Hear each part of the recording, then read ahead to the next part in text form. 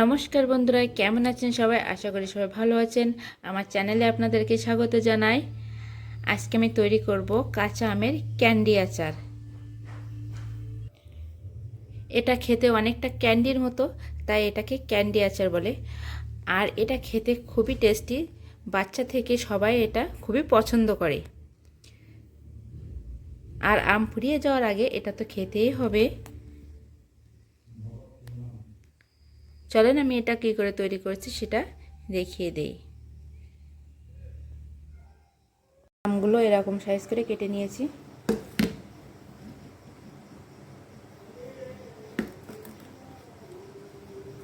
একটা কড়াইতে জল দিয়ে আমগুলো সিদ্ধ করতে দেব।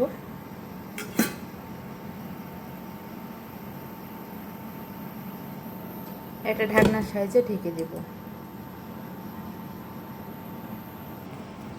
বন্ধুরা, আমগুলো আমার সিদ্ধ করা হয়ে গিয়েছে। আমগুলো বেশি সিদ্ধ করা যাবে না, ঠিক হালকা একটু সিদ্ধ হবে, তখন নামিয়ে নিতে হবে। দেখেন,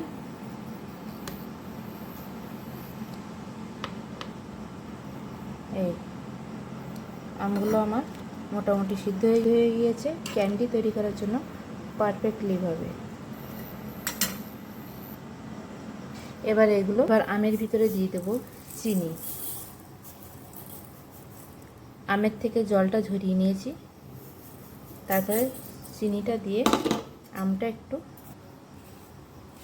আমের ভিতরে যে জলটা ছিল হালকা, তাতে কিন্তু চিনি ভালোভাবে আমের গায়ে লেগে যাচ্ছে এবং চিনিটা গলে যাচ্ছে।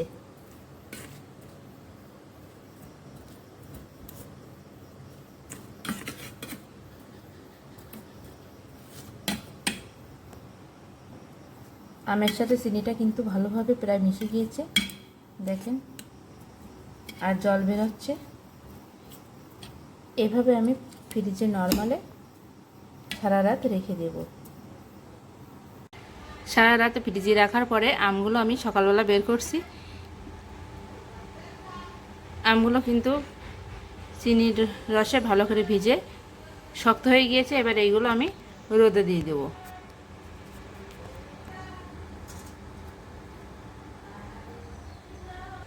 এভাবে একটা একটা করে আম পাতিয়ে আমি রোদে শুকাতে দেব।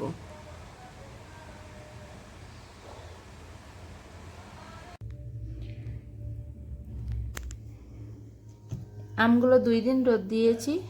রোদ্রে শুকানোর পরে উলট পালট করে শুকিয়ে নিয়েছি। শুকানোর পরে আমগুলো এরকম হয়েছে।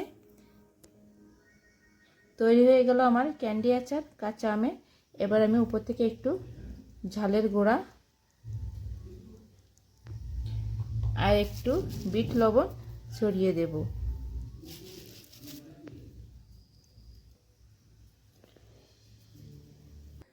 আমের এই ক্যান্ডি আচার 1 বছর ধরে খাওয়া যায়, কিন্তু মাঝে মাঝে একটু রোদ্রে দিলে আচারটা অনেক দিন ধরে থাকে।